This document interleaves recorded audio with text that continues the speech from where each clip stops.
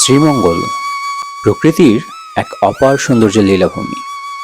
এই ভূমি এতটাই মায়াবী যে ভ্রমণ পিয়াসু প্রকৃতিপ্রেমীরা তার মায়ায় পড়ে নাম দিয়েছে চা কন্যা। আর সেই মায়ার টানে প্রতি বছর শীত এলেই ভ্রমণ পিয়াসুরা ছুটে যায় এই চা কন্যার সন্ধানে। আজ আপনাদের সাথে সেই চা কন্যার রাজ্যের কিছু মুহূর্ত শেয়ার করব।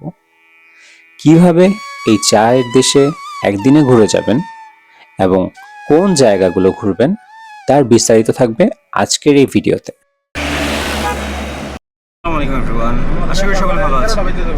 আমি সাফিউল মামুন এবং আপনারা আমার চ্যানেল থেকে দেখছেন আমাকে। এবং আজকে বিশেষ করে আমার চ্যানেল থেকে আমার প্রথম ব্লগ ভিডিও বা প্রথম ট্রাভেল ভিডিও যেটা নাকি আমি শ্যুট করছি এবং যেটা পাবলিশ করবো প্রথমবারের মতো। তাই আজকে মূলত আমাদের যাওয়ার ইচ্ছা আছে সিলেটের দিকে, তবে মনে হয় না সিলেটের দিকে যেতে পারবো। অলরেডি আমাদের 8:15 বেজে গিয়েছে। তো আমরা এখন নরসিংদী আছি। তো খুব সম্ভব আমরা শ্রীমঙ্গল গিয়ে তারপর ডিসাইড করবো আমরা কোন দিকে যাবো। তো আজকের ট্রিপের সাথে থাকার জন্য আপনাদের আমন্ত্রণ করছি। ভোরের আলোয় পথ চলা শুরু হলো। মনে পড়ছে রবীন্দ্রনাথের সেই অনুভব, যাব যাব মন বলে পথ ডাকে অবিরাম। বিরতি কখনো কখনো যাত্রাকে আরও সুন্দর করে তোলে। রবীন্দ্রনাথ লিখেছিলেন, থামিলে যাত্রা ফুরোয় না, নতুন পথ আবার ডাকে। এই নাস্তার পর যেন পথের ডাকে আরও শক্তি পেলাম। আবার রওনা দিলাম সামনে সবুজের গভীরে। পথের দুধার বদলে যাচ্ছে রঙে রঙে। কোথাও ক্ষেতের ওপর সকালের কুয়াশা নরম হয়ে ঝুলে আছে, আবার কোথাও দূরের পাহাড়ের রেখা চোখে পড়ে। শরৎচন্দ্রের লেখা মনে পড়ে যায়, প্রকৃতির কাছে কেউ ফাঁকি দিয়ে পারে না। তার সৌন্দর্যে যে ডুব দেয় সে আর আগের মানুষ থাকে না। আজ সত্যিই মনে হচ্ছে এই যাত্রাপথ মানুষকে আসলেই বদলে দেয়। আমরা মাত্রই শ্রীমঙ্গলের রাস্তায় প্রবেশ করছি। সো এখান থেকে আমরা সামনে যতটুকু যাব খালি চা বাগান আর চা বাগান, অ্যান্ড শ্রীমঙ্গলের যে সৌন্দর্য তা আমরা দেখতে থাকবো। একসময় বুঝলাম সবুজের ঘনত্ব বাড়ছে। এই তো শ্রীমঙ্গল, যে শহরটা শহর নয়, একটা লুকোনো শান্তির আস্তানা। এখানে বাতাস অন্যরকম। রবীন্দ্রনাথের ঠিক সেই লাইনটা মনে পড়ে যায়, সবুজের মাঝে ডুব দেই, প্রকৃতিরই কোলে হারিয়ে যায়। শ্রীমঙ্গল ঢুকতেই মনে হলো আমি যেন অন্য এক পৃথিবীতে এলাম। শ্রীমঙ্গলের এক একটা জায়গা আপনার কাছে এক এক রকম মনে হবে, কিন্তু সবগুলো জায়গায় আপনার কাছে ভালো লাগবে। যেখানে আমরা থামছি সেই জায়গাটার ভিউ।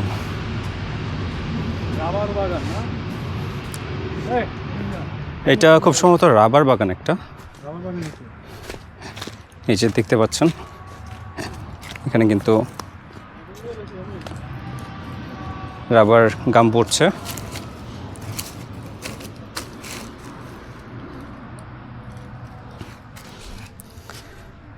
এখানে সারিবদ্ধ যা আছে সবগুলোই রাবার বাগান।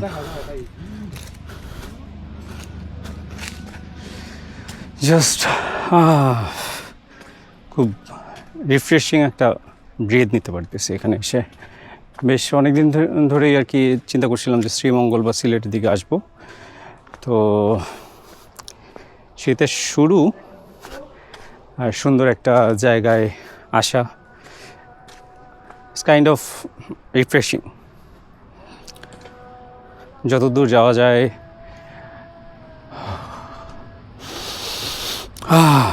Refreshing breadth.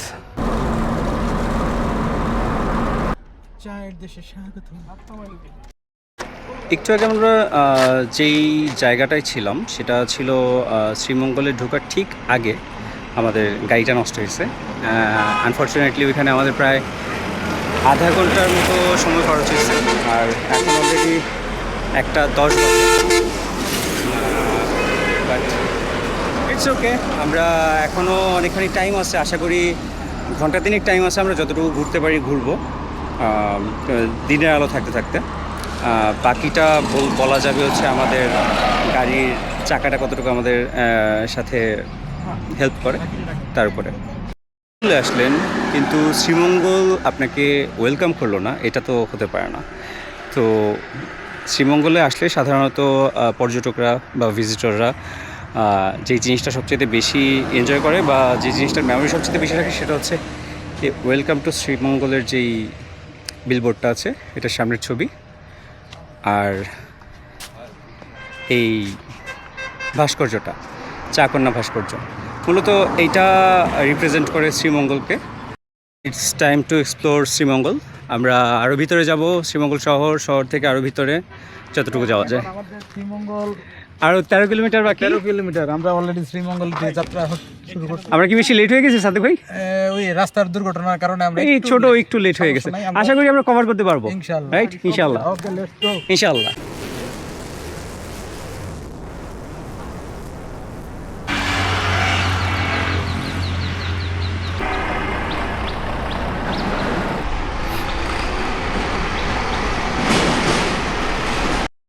তো রাস্তার মাঝখানে আমরা একটু দাঁড়ালাম এই বট গাছটা দেখে। দেখতে পাচ্ছেন বিশাল একটা বট গাছ। তো রাস্তায় যেতে যেতে শ্রীমঙ্গলের আপনারা এরকম নানা ধরনের সুন্দর সুন্দর জায়গা পাবেন, সুন্দর সুন্দর দৃশ্য পাবেন, যেগুলো দেখে আপনাদের ভাল লাগবে এবং অনেকটা নস্টালজিক ফিল হবে, ছোটোবেলার কথা মনে পড়বে। সো শ্রীমঙ্গল অবশ্যই ভিজিট করতে আসবেন, আর রাস্তায় এরকম কিছু দেখলে অবশ্যই নামবেন, নেমে দেখবেন, অ্যান্ড হচ্ছে ছবি তুলে রাখবেন, ভিডিও করবেন, মেমোরিজ রাখবেন।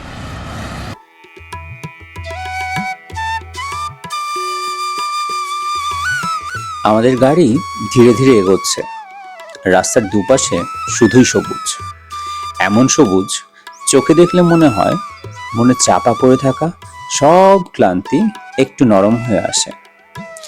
শ্রীমঙ্গলের রাস্তায় একটা অদ্ভুত নীরবতা আছে, যেন কেউ কথা বলছে না, তবুও কথা শোনা যাচ্ছে।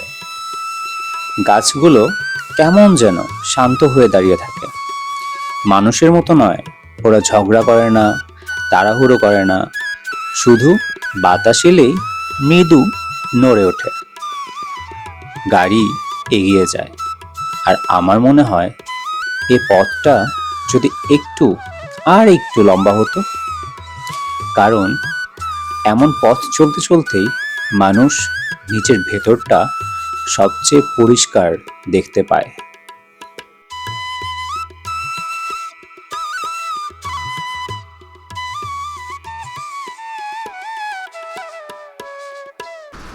আমাদের খুব পছন্দের একটা গান আছে যে এই পথ যদি না শেষ হয়।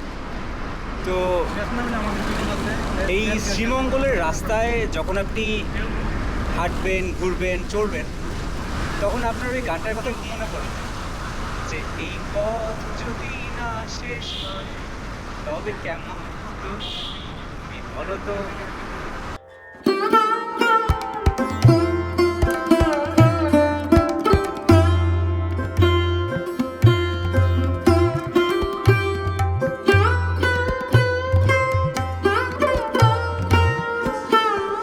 লাউয়াছড়া অরণ্যে ঢুকলেই একটা আলাদা গন্ধ পাওয়া যায়, মাটির গন্ধ, পাতার গন্ধ, আর একটু ভেজা পুরনো সময়ের গন্ধ, যেন অনেক দিন আগে হারিয়ে যাওয়া স্মৃতি গাছের পাতায় লেগে আছে।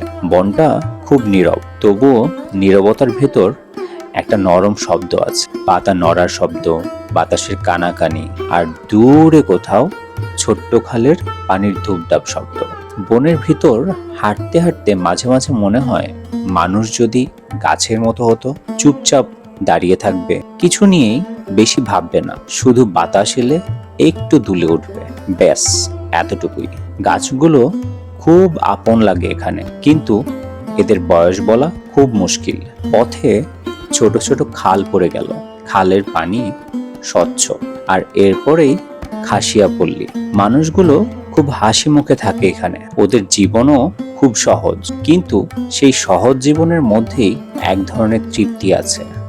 সো লাউয়াছড়া থেকে আমরা এখন বের হয়ে যাচ্ছি।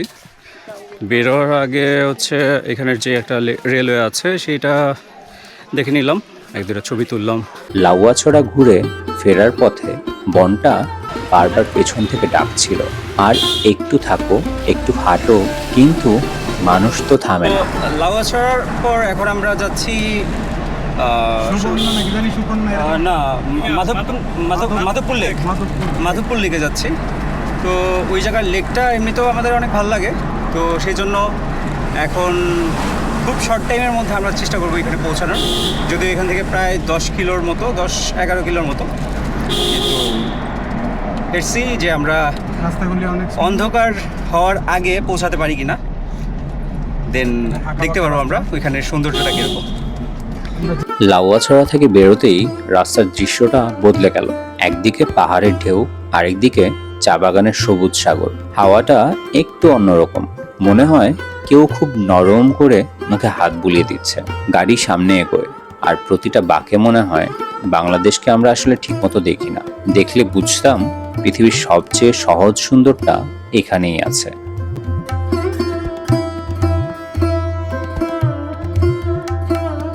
মাত্র এই মাধবপুর লেকের যে গেটটা আছে ওইটা দিয়ে প্রবেশ করছি, আর যাচ্ছি সামনে ওইখানে লেকটা। এই কিছুটা হাঁটতে হবে 2 মিনিটের মতো, আর লেকের উপরে কিছুটা টিলা আছে। ওই টিলার ওই দিকে গেলে হয়তো ভিউ, এই চা বাগানের ভিউ কিছুটা দেখা যায়। সো আমরা উপরে উঠে দেখব, কিন্তু অলরেডি 4:35 বাজে।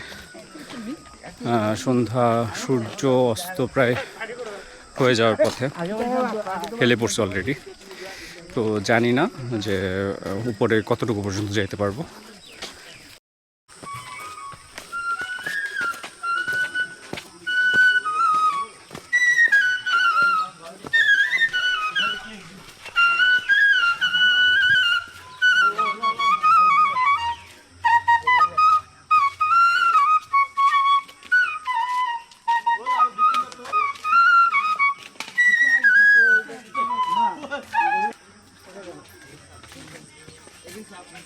See, this is the lake view of Madhopur Lake, and তার উপরে কিছুটা টিলা আছে। আমরা এখন ওই দিকে যাব। আর সত্যি বলতে আমার কাছে এই লেকটা অনেক বেশি ভালো লাগে। এর আগেও যখন এসেছিলাম তখন বৃষ্টি ছিল, বেশিক্ষণ এইদিকে থাকতে পারিনি কারণ মাটি অনেক পিছল হয়ে গেছিলো। আর এই হচ্ছে তার পাশে চা বাগানের ভিউ।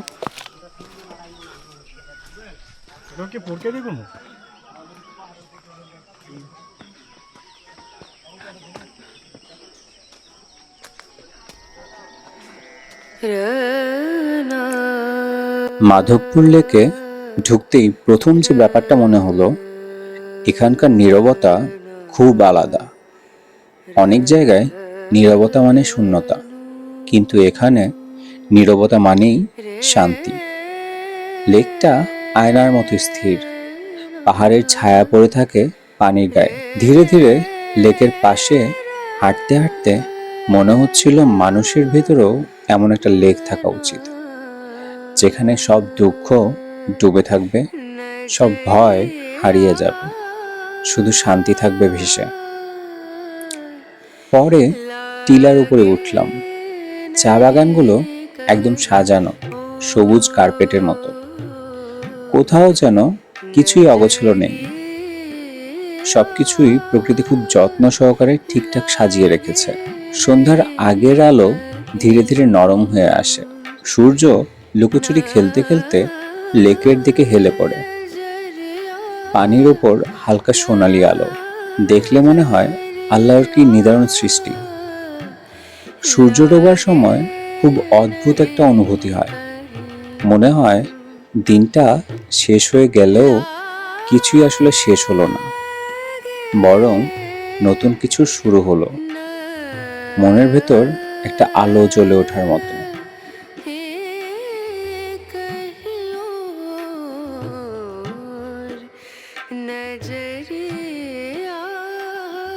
তো আসলে আজকের দিনটা শেষ হলো একটা সুন্দর সূর্যাস্তের মাধ্যমে। আমরা মাধবপুর লেকে আসছিলাম, আর এইখানে যে উপরের টিলা আছে, টিলার এইখানে ওঠার পর দেখলাম যে সূর্যটা অস্ত যাচ্ছে। যদিও আমাদের হাতে টাইম নেই, আমরা অলরেডি লেট, অন্ধকার প্রায় হয়ে আসতেছে। বাট এটা একটা প্লাস পয়েন্ট ছিল, কারণ সূর্যাস্তটাতেও দেখতে পারছি অ্যান্ড ইট ওয়াজ সো কুল। মাধবপুর লেকে বসেই সূর্যটাকে ডুবে যেতে দেখলাম। মনে হলো পৃথিবী খুব শান্ত জায়গা, আমরাই মাঝে মাঝে তাকে অশান্ত করে ফেলি। আজকের দিনের স্মৃতিগুলো রেখে দিলাম মনে, বাকি পথটা নীরবে ফিরলাম, একটু বদলে যাওয়া মানুষ হয়ে।